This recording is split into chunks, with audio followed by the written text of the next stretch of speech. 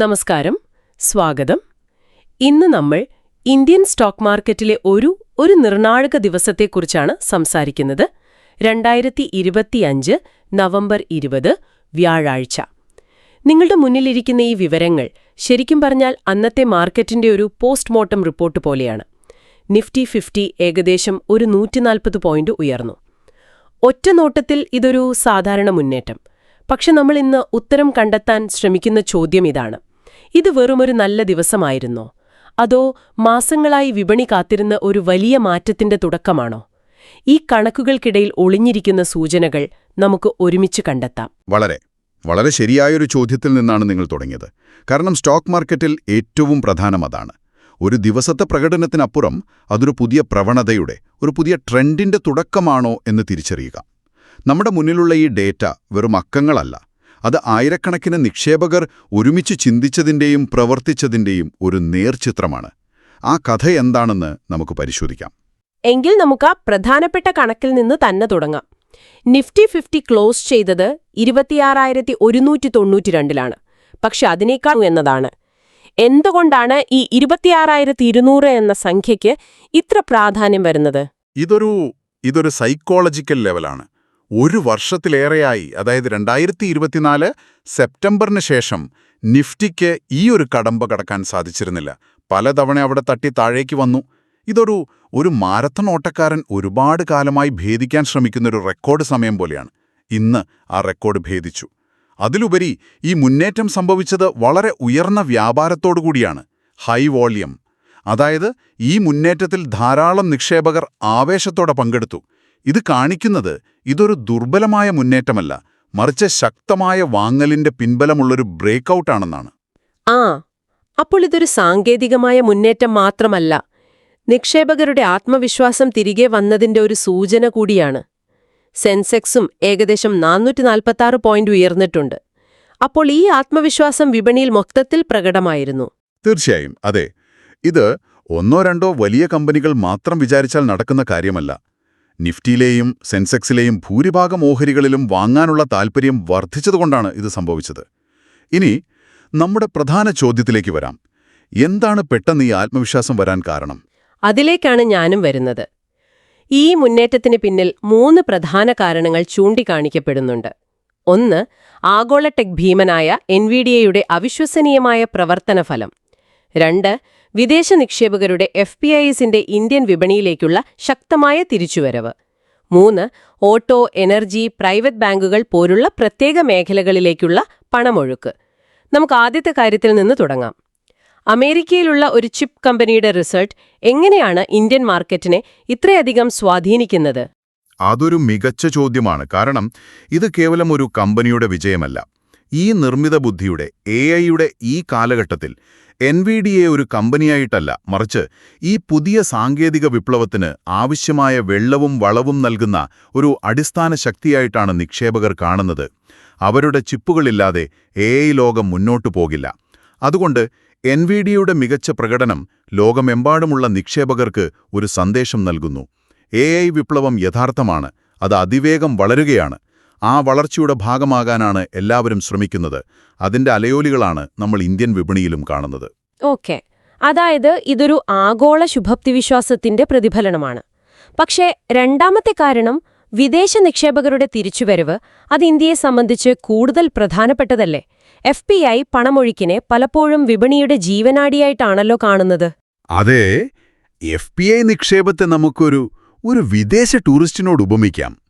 ഒരു രാജ്യത്തെ കാലാവസ്ഥയും സൗകര്യങ്ങളും ഇഷ്ടപ്പെട്ടാൽ അവർ കൂടുതൽ പണം അവിടെ ചെലവഴിക്കും.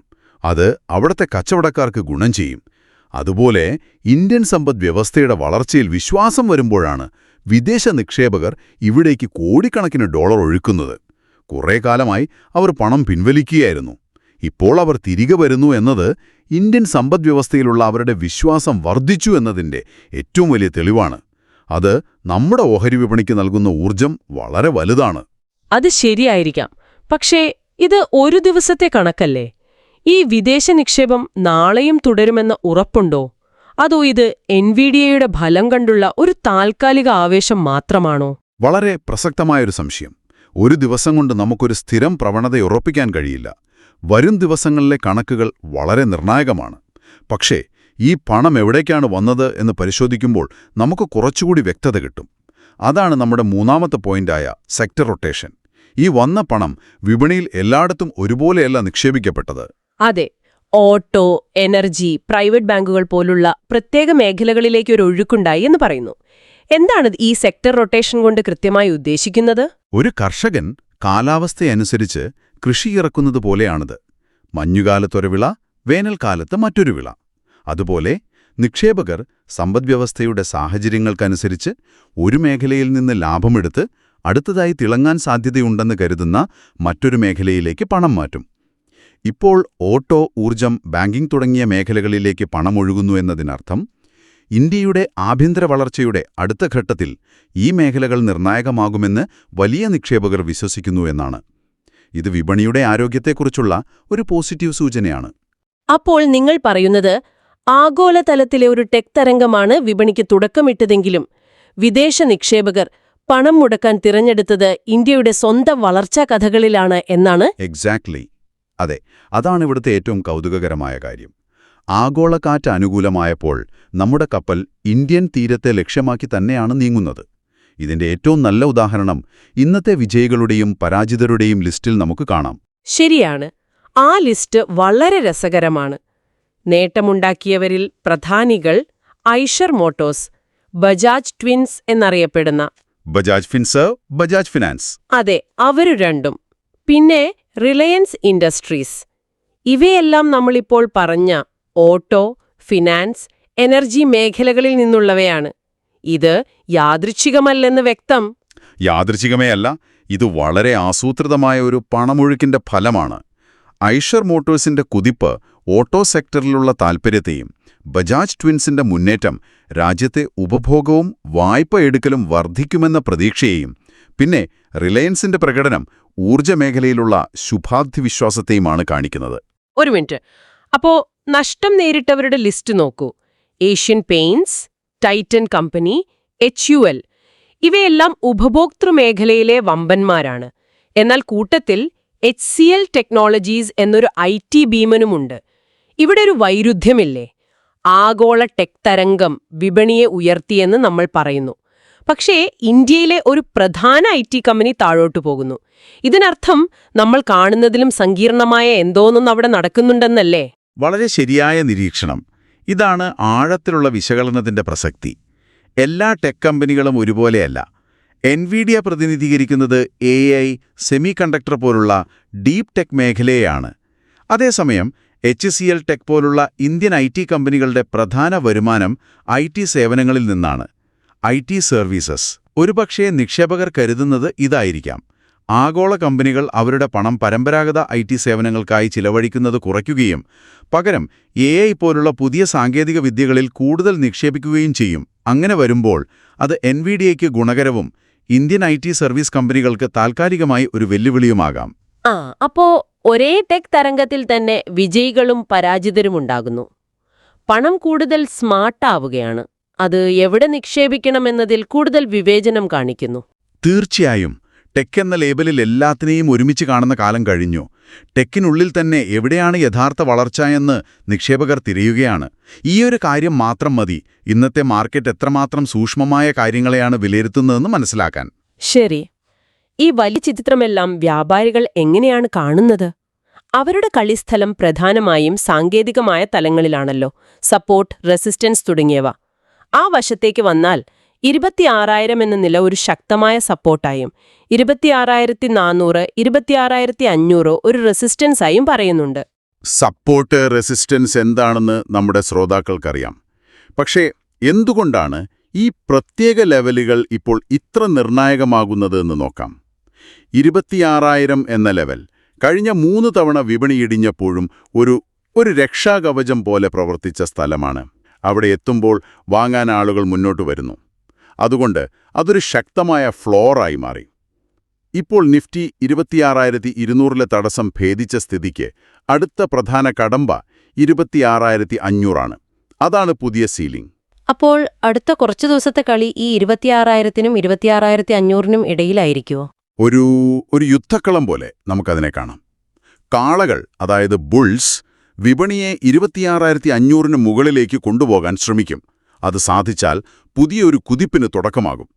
കരടികൾ അതായത് ബെയേഴ്സ് അതിനെ തടയാനും താഴേക്ക് 26,000-ലേക്ക് കൊണ്ടുവരാനും ശ്രമിക്കും. ഈ രണ്ട് ലെവലുകൾക്ക് ചുറ്റുമുള്ള വ്യാപാരത്തിന്റെ സ്വഭാവം, അതായത് വോളിയം എങ്ങനെയാണ്, വാങ്ങുന്നവരാണോ വിൽക്കുന്നവരാണോ കൂടുതൽ ശക്തർ എന്നൊക്കെ നോക്കിയായിരിക്കും വ്യാപാരികൾ അവരുടെ അടുത്ത നീക്കം തീരുമാനിക്കുക.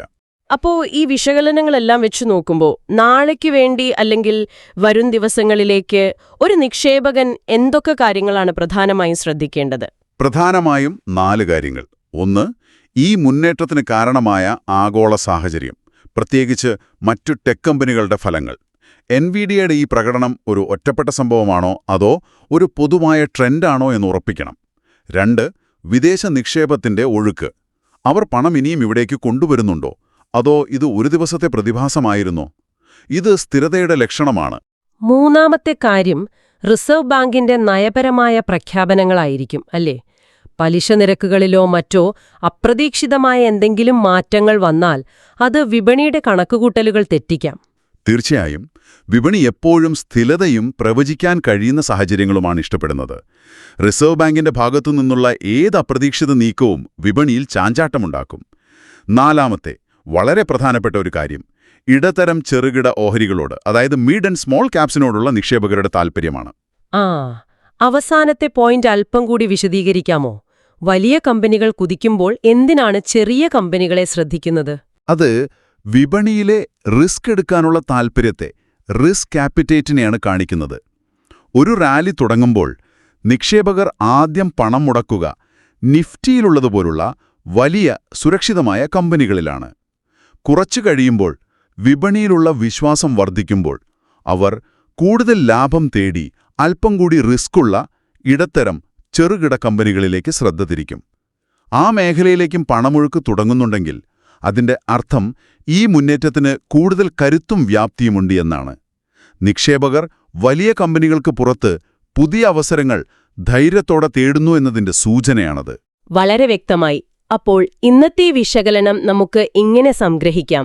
ഇന്ത്യൻ വിപണിക്ക് ഇന്ന് വളരെ നല്ലൊരു ദിവസമായിരുന്നു. പക്ഷേ അതിലുപരി മാസങ്ങളായി നിലനിന്നിരുന്ന ഒരു തടസ്സം അതു ഭേദിച്ചു. ഇതിന് പ്രധാനമായും ഊർജം നൽകിയത് എൻവിഡിയയുടെ റിസൾട്ടുണ്ടാക്കിയ ആഗോള ടെക് തരംഗവും ഇന്ത്യൻ സമ്പദ്വ്യവസ്ഥയിൽ വിശ്വാസമർപ്പിച്ച് തിരിച്ചെത്തിയ വിദേശ നിക്ഷേപവും. ഈ പണം പ്രധാനമായും ഓട്ടോ, എനർജി, ബാങ്കിംഗ് പോലുള്ള ആഭ്യന്തര വളർച്ചാ മേഖലകളിലേക്കാണ് ഒഴുകിയെത്തിയത്.